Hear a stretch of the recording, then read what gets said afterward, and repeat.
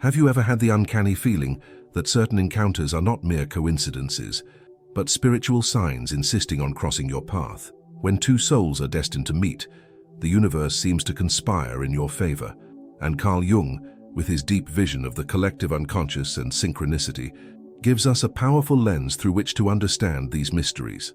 Rather than searching for answers in unspoken words or ambiguous gestures, perhaps the true message lies in the repetitions, in the symbols, in the dreams, and in the way some events simply repeat. Life speaks to us in layers, and when someone is truly meant for you, those layers grow sharper. It's not about forcing things, it's about recognizing them.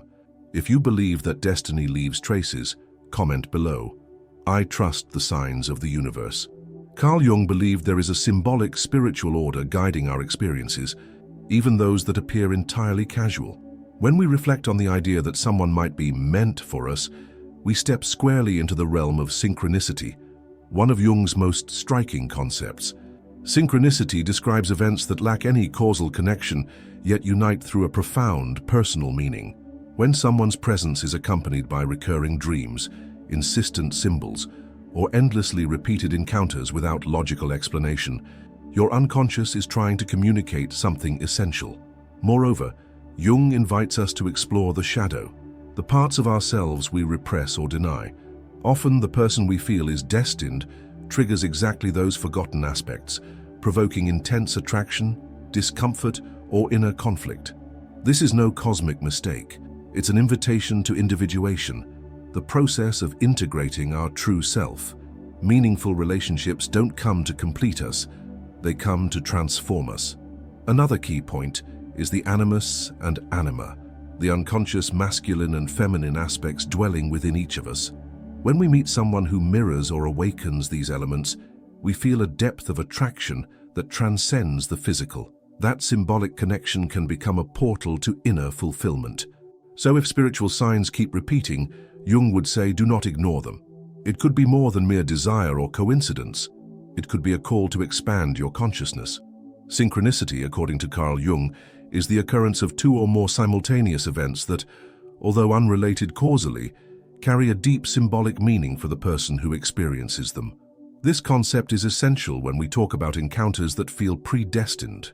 When someone enters our life and, almost inexplicably, situations, symbols, numbers, or words begin to recur, it's as if the collective unconscious is sending messages through the outer world.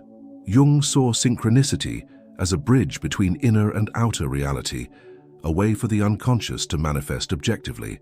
In the context of relationships, synchronicity can surface in countless ways. Running into the same person repeatedly in unlikely places, dreaming about them before or after meeting, hearing their name at random moments, or feeling an instant, inexplicable bond on first contact, these are signs that defy ordinary logic. To Jung, such events are symbolic summons. They indicate that the encounter is far from trivial. There's a hidden message, unconscious content emerging through that person. This perspective doesn't turn every coincidence into a sign from the universe, but rather highlights the difference between chance and meaning. Synchronicity carries emotional weight.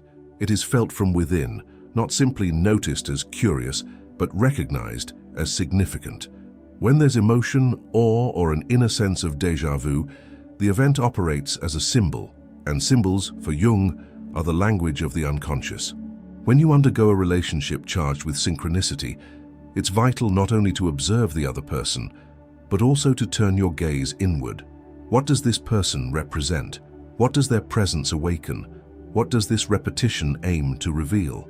Synchronicity often points less to romantic destiny and more to psychic destiny. This individual may be present not just to stay, but to transform you. They may embody an archetype, lover, healer, teacher, shadow, that manifests externally to become conscious within you. Jung famously said, "What we do not confront in ourselves appears to us as fate." Many encounters we label predestined carry a revelatory purpose. The repetition of signs, far from being mere chance, invites deep reflection. Perhaps this person truly is meant to walk alongside you, or perhaps their symbolic function is to illuminate something dormant within you, an old wound, a latent power, a hidden truth. In this sense, synchronicity doesn't promise permanence. It invites awareness. It helps us see the invisible, shape the mystery dwelling in us. If someone keeps appearing in your life through unexpected, emotionally charged means, it may be time to ask less. Are they my destiny? And more, what is destiny trying to tell me through them? Shifting your perspective this way turns a desperate search for answers into a sensitive listening to the unconscious. Seen through this lens, love ceases to be an external solution and becomes a profound mirror of your inner journey. The other is not the destination, but the portal, and synchronicity is the map the universe and the unconscious offers to guide you there. Not every profound encounter unfolds with comfort, peace, or harmony. On the contrary, some of the most intense and unforgettable connections come wrapped in confusion, fear, fascination, and even rejection. Jung called the shadow that part of our unconscious where all the aspects we deny, repress, or simply fail to recognize as ours reside. In relationships, especially those seemingly guided by spiritual signs or destiny, the shadow often makes a powerful appearance. Meeting someone who seems destined for you does not guarantee they will complete you or bring a conflict-free love story. Often, this person emerges to expose exactly what you need to integrate within yourself. The shadow activates when we project onto others what we refuse to own in ourselves. We might deeply admire a trait in someone, not realizing that trait is also ours, merely latent, or we may feel aversion toward qualities that deep down conceal parts of ourselves we haven't acknowledged. Jung explained that in relationships, particularly romantic ones, we are especially prone to projection. We see in the other what we desire, fear, or deny in ourselves. The intensity of the connection may not arise from true compatibility, but from the strength of our unconscious projections. And the stronger that projection, the more we believe the other person is the one, the chosen by destiny. When spiritual signs repeat, it's crucial to discern whether they're pointing outward to the other or inward to yourself. Relationships that trigger the shadow are deeply transformative but demand courage. Rather than fleeing discomfort, you must ask yourself, why does this person destabilize me so profoundly? What do they awaken in me? Which part of me is being reflected through this human mirror? Often, conflict is not a sign that something is wrong, but that something very important is emerging from the unconscious. If someone remains constantly present in your thoughts, dreams, or emotional field, it may be less about predestined love and more about the urgent need to integrate unconscious aspects they symbolize. The shadow, when ignored, dominates. When recognized, it transforms. And no one compels us to face the shadow via a meaningful relationship. That's why certain encounters feel inevitable. They are the unconscious's way of confronting us with what we avoid. It's common in these cases for the relationship to bring highs and lows, contradictory feelings, and an attachment difficult to explain. That emotional intensity signals something profound is stirring. Jung did not view these experiences as failures, but as phases in the individuation process, the journey toward wholeness. The person who activates your shadow might not be your soulmate in a romantic sense, but could be your greatest catalyst for growth. Such relationships teach by friction. They force you out of your comfort zone, challenge your masks, and invite you to truth. It can be painful, but it's not in vain. The psychic function of the shadow is precisely this: to compel the ego to face what is latent yet essential for wholeness. And the repeating spiritual signs, dreams, chance meetings, words, or symbols are reminders that something unresolved remains, something yet to be integrated, something crying out for recognition. Therefore, if someone continues to appear in your life with emotional and spiritual intensity, you may be facing a shadow activation rather than a fairy tale romance. And that, far from being negative, may be a gift from the unconscious. True liberation happens when you look at that person, and instead of asking, why are they doing this to me, you begin to ask, what are they showing me about myself? Integrating the shadow means loving what was denied, welcoming what was repressed, becoming whole. And sometimes all that begins with an apparently inexplicable but utterly necessary encounter. Within Carl Jung's analytical psychology, the concept of anima and animus plays a crucial role in how we relate to and connect with others. Jung defined the anima as the feminine archetype in a man's unconscious, and the animus as the masculine archetype in a woman's unconscious. Both function as bridges between consciousness and the unconscious, projecting themselves in our relationships and shaping how we perceive and feel about those around us. When it comes to deep connections, especially those marked by spiritual signs and recurrence, it's common for anima and animus to be actively at play. These archetypes aren't merely gender aspects, but symbolic forces tied to our psychological development.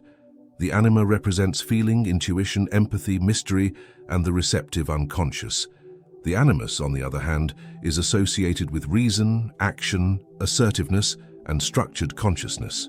When we meet someone who intensely awakens one of these aspects within us, we may feel an inexplicable attraction, a bond that transcends rationality.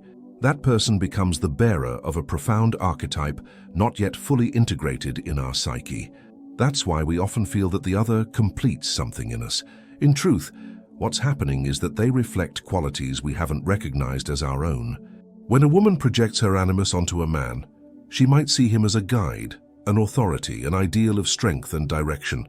When a man projects his anima onto a woman, he might view her as a muse, an inspiration, a source of life and spiritual connection. Yet these projections, though fascinating, become dangerous if left unconscious. The idealized image of the other can obscure the true person standing before us. These projections are what make many encounters feel destined or spiritually orchestrated. The sensation of, "I already know this person," of "something greater is uniting us," often arises from the power of these projected archetypes.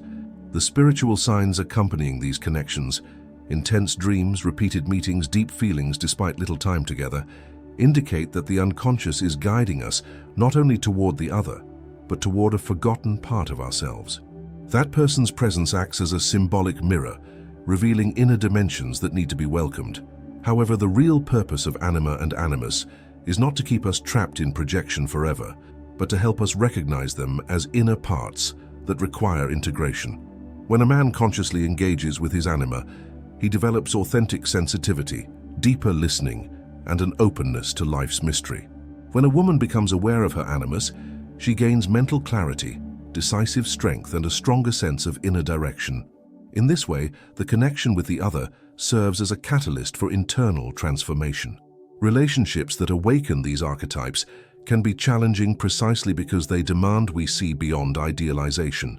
The other is not there to be the perfect image of our soul, but to provoke our growth. When spiritual signs insist on appearing, symbols that recur, emotions that surface inexplicably, or even a constant presence in our thoughts, it may be that the archetype is active, calling out for recognition. This understanding changes everything. The person who seemed destined becomes a mirror of your inner journey. Instead of fixating on possession, certainty, or permanence of the relationship, the focus shifts to what the experience is stirring within you. Anima and animus don't lead us to the other to complete us, but to guide us toward wholeness. The true encounter is not only with the inspiring person, but with the part of ourselves that finally awakens. When this process unfolds, the relationship transforms. It can continue with greater maturity or dissolve, but never without leaving a deep imprint. Because at its core, meeting someone who activates these archetypes is always an invitation to transformation, and the spiritual signs are simply the unconscious's call to be heard. The true encounter with someone who seems destined is not limited to romantic experience or emotional comfort. In Carl Jung's view, these connections marked by depth and repeating spiritual signs serve a much broader function. They are catalysts in the process of individuation. This concept is central in analytical psychology and refers to the inner path that leads the individual toward realizing psychic wholeness, integrating all the fragmented parts of the self. The individuation process is neither linear nor comfortable. It involves confronting shadows, dissolving illusions, overcoming projections, and restructuring one's identity. Often, this journey is triggered by an emotional bond that touches deep layers of the psyche. The person who emerges powerfully in your life, accompanied by spiritual signs, may be playing the role of initiator of this transformative path. Even if the relationship itself does not last, its symbolic impact endures. Such bonds typically come with intense emotion, an inexplicable sense of familiarity, striking synchronicities, and a feeling that something greater is unfolding. It's not unusual that after meeting this person, one's life accelerates into change. Some people change cities, careers, or values, not because of the other's direct influence, but because that encounter awakened something dormant. Through the relationship, the unconscious opens a door to expanded consciousness. Jung saw these experiences as ways for the self, the organizing center of the psyche, to manifest. The self summons the ego to a new phase, often through the figure of another person. That figure embodies not only qualities we admire, but also unknown aspects we need to integrate. The other person acts as an enlarged mirror, reflecting who we are, who we were, and who we can become. It is in this symbolic confrontation that individuation begins. Many people mistakenly believe that if spiritual signs occur, the relationship must evolve into a lasting romance. But from a Jungian standpoint, the primary purpose is not the relationship's permanence, but the individual's transformation. That doesn't mean the bond is doomed to end, but that its psychic function can be fulfilled even without enduring over time. The pain of separation can even be part of the purification and integration process. When the soul is deeply touched, it never returns to its previous state. During this journey, doubts, resistances, and revelations arise. One feels simultaneously dismantled and rebuilt. There is a loss of the former identity, but also a glimpse of something more authentic and aligned with one's essence. Individuation is not about becoming someone new, but recognizing what has always been there yet hidden. And the bond with someone destined acts as the catalyst for that revelation. It shows where imbalances, fears, true desires, and immature parts reside. In this context, spiritual signs function as internal compasses. They appear not to guarantee the relationship's success, but to point to its symbolic importance. Dreams, repetitions, unexpected meetings, intense feelings, all of these are the unconscious trying to be seen and integrated. Ignoring these signs is missing an opportunity for personal evolution. Listening to them with maturity is answering the call to individuation. At the end of this path, the relationship may transform. It might become a deep friendship, a conscious love, or naturally dissolve. But the person who walks this path will never be the same. They become more whole, more authentic, less bound by unconscious patterns. And that is precisely why these experiences are so striking. They do not come to complete the ego, but to liberate it from its chains. The person who seems destined may indeed have been sent by life, not as a prize, but as a process, not as possession, but as a symbol. And the greatest gift this encounter offers is the awakening of who we truly are beyond projections, unmet needs, and expectations. Individuation is the real destiny, and certain people hold the keys to initiate it. Some encounters strike us like lightning. They bring intensity, recurring signs, inexplicable sensations, and not because they are mere coincidences, but because they represent profound movements of the soul. Carl Jung teaches us that our inner universe dialogues with the outer world through symbols, dreams, and synchronicities. When someone repeatedly appears in your life, laden with meaning and emotion, perhaps they are less your other half and more the mirror of your forgotten wholeness. These bonds can awaken the shadow, activate the anima or animus, and propel us on the journey of individuation, and that is the greatest gift. The other as a path, not as a destination. Recognizing this transforms relationships into instruments of self-knowledge and liberation. If you felt this video touched something true within you, subscribe to the channel and turn on notifications. Share your own experiences with signs that seem to come from another plane in the comments. And don't forget, watch the next video appearing on your screen. It could be another important piece in your awakening journey. The universe speaks. Are you listening?